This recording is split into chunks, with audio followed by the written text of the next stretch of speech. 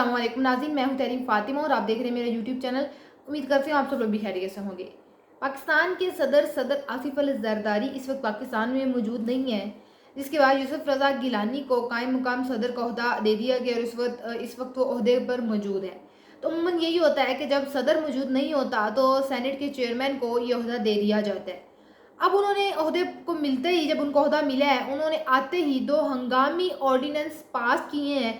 ये भी मैं आपको बताऊंगी कि कौन से 2 हंगामी ऑर्डिनेंस उन्होंने दिए हैं। तो पहले ऑर्डिनेंस क्या होता है? ऑर्डिनेंस ये होता है बेसिकली कि जब आपने एक कानून बनाना है तो हुकूमत उस पर अप्रूवल देती है, उसके बाद फिर वो पार्लियामेंट में जाता है, फिर चेयरमैन सेनेट तक जाता है, मतलब इन सारी मराहिल से गुजर कर एक कानून बनता है। और ये कानून बनाना कोई आसान काम भी नहीं है, अच्छा लंबा चौड़ा एक प्रोसेस है। लेकिन अगर कोई आपने हंगामी कानून बनाना है, कोई इमरजेंसी हो चुकी है आपको, तो ऑर्डिनेंस पास करके कानून बनाए जा सकते हैं, ये है। और अब इतनी एक इमरजेंसी आन पड़ी थी कि सदर के आने का भी इंतज़ार नहीं किया गया, सदर आसिफ अली जरदारी के आने का इंतज़ार नहीं किया गया।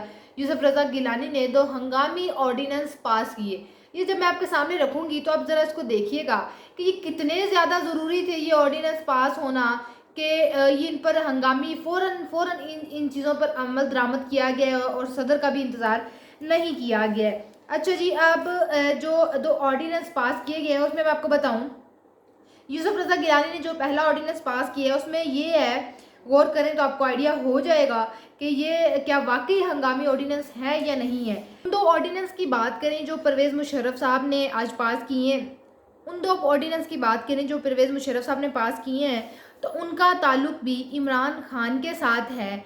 और आपको आइडिया हो जाएगा जब मैं वो ऑर्डिनेंस आपको बताऊंगी कि वो अभी भी हुकूमत यही चाहती है कि इमरान खान से डील कर ली जाए, किसी न किसी तरीके से इमरान खान को हमारे बीच लाकर बिठाया जाए और सारे मामलात को हल किया जाए।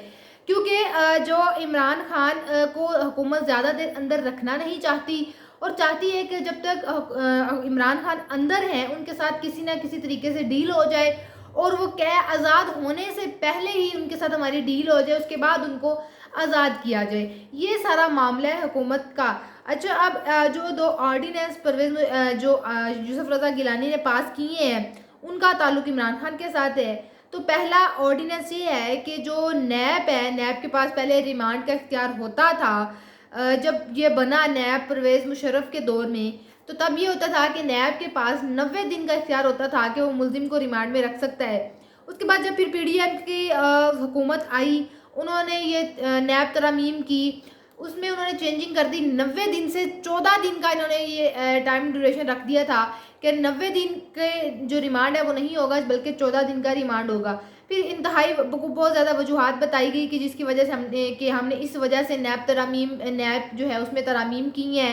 उसके बाद फिर इमरान खान ने जब ये पीडीएम के दौर में इन्होंने नैब तरामीम की, इमरान खान ने नैब तरामीम के खिलाफ सुप्रीम कोर्ट ऑफ पाकिस्तान से रुजू किया और इस पर बाकायदा सदर आरफ अलवी ने जो है वो सिग्नेचर नहीं किए थे, सिग्नेचर करने से इनकार कर दिया था।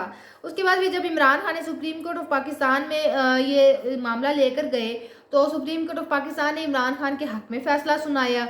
उसके बाद चली गई हुकूमत जो है वो अपील में चली गई। ये अब इस वक्त मामला चल रहा है और अब वो अपील जो है वो सुप्रीम कोर्ट ऑफ पाकिस्तान में लगी हुई है। ये है कि मतलब एक केस जिस पर पहले ही सुप्रीम कोर्ट ऑफ पाकिस्तान समाअत कर रही है, जिसको पहले ही चैलेंज किया गया है कि नैब तरामीम क्यों की गई, नैब के जो कानून हैं उनमें क्यों चेंजिंग की गई, वो मामला अभी सुप्रीम कोर्ट में चल रहा है। और अब फिर नैब में जो है वो चेंजिंग कर दी गई है, नैब तरामीम जो ऑर्डिनेंस जो है वो पास कर दिए गए हैं। तो जहाँ तक लगता है कि ये ऑर्डिनेंस भी चैलेंज होंगे, क्योंकि पहले जो था आप ओपोजिशन के जब ओपोजिशन इस चीज़ पर एग्री नहीं थी और अपनी मर्जी से ये 2 ऑर्डिनेंस पास किए गए थे तो इमरान खान ने इसको सुप्रीम कोर्ट में चैलेंज कर दिया था।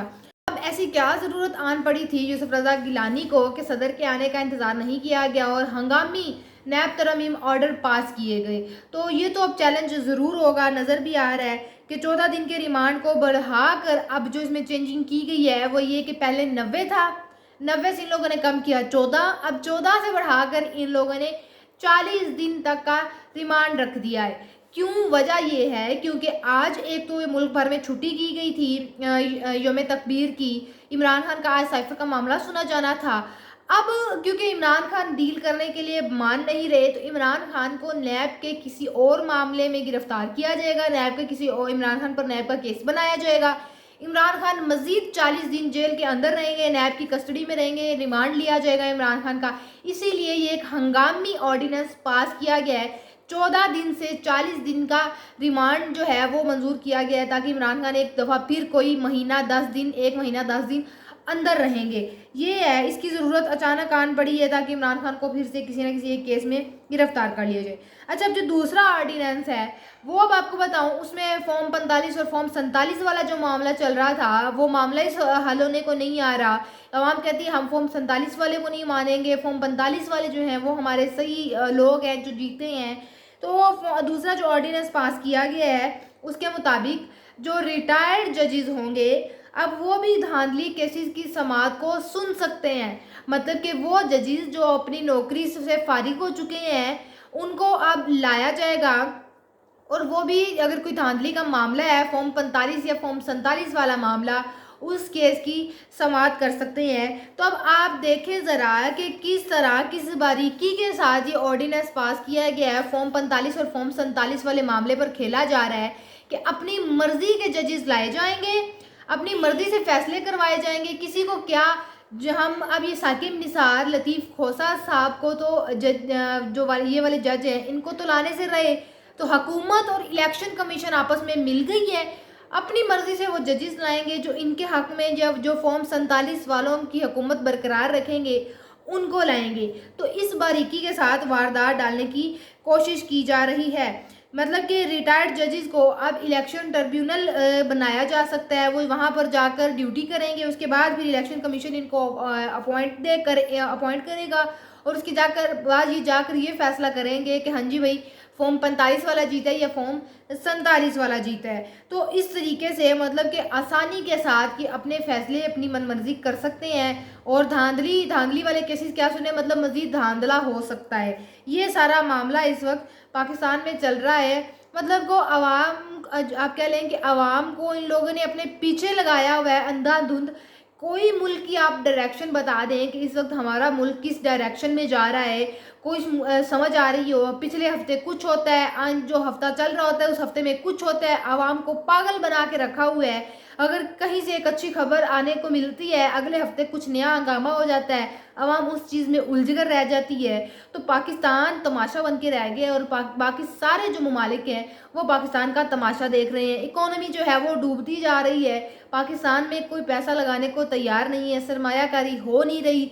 जो लोग जी यहाँ पर इन्वेस्ट जिन्होंने किया हुआ है वो वहीं पर उन्होंने रोक दिया है। लोग अपना पैसा निकाल कर बाहर लेकर जा रहे हैं। ये पाकिस्तान की इस वक्त करंट सिचुएशन है। यहाँ पर लोग बाहर जाने को प्रेफर कर रहे हैं कि हम पाकिस्तान को छोड़कर बाहर जाकर अपना बिजनेस करें।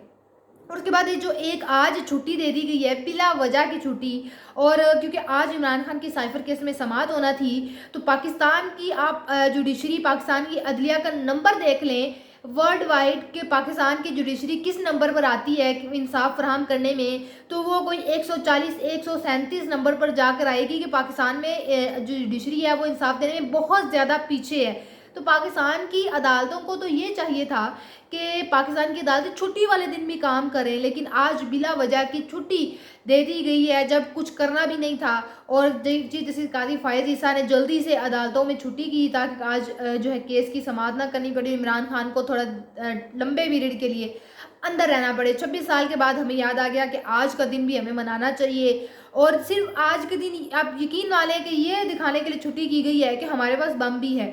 मतलब कि कोई फ़ायदा नहीं है हमारे एटमी ताकत होने का, कोई फ़ायदा भी नहीं है। और इसका क्रेडिट भी मियां नवाज शरीफ साहब खुद इस चीज़ का लेते हैं कि ये एटमी धमाके उन्होंने करवाए हैं। तो जो हमारे मोहसिन है डॉक्टर अब्दुल कदीर, अल्लाह उनको जन्नतुल फिरदौस में आला मकाम अता फरमाए, ये उनके बाकौल उनके खुद अल्फाज थे कि मियां नवाज शरीफ साहब तो हिचकिचा रहे थे, वो तो बटन नहीं दबाना चाह रहे थे और बार बार मना करते थे कि हम ये धमाके ना करें, उन पर प्रेशर ही बहुत ज़्यादा था। तो ये सारा इस वक्त मामला है और हुकूमत हमारी अब आप सब लोगों के सामने है कि किन के हाथ में आ गई है, और अल्लाह हमारे मुल्क पर रहम करे। तो ये था हमारा आज का व्लॉग। आपसे इंशाल्लाह मुलाकात होगी अगले व्लॉग में। अपना बहुत सारा ख्याल रखिएगा। अल्लाह हाफिज़।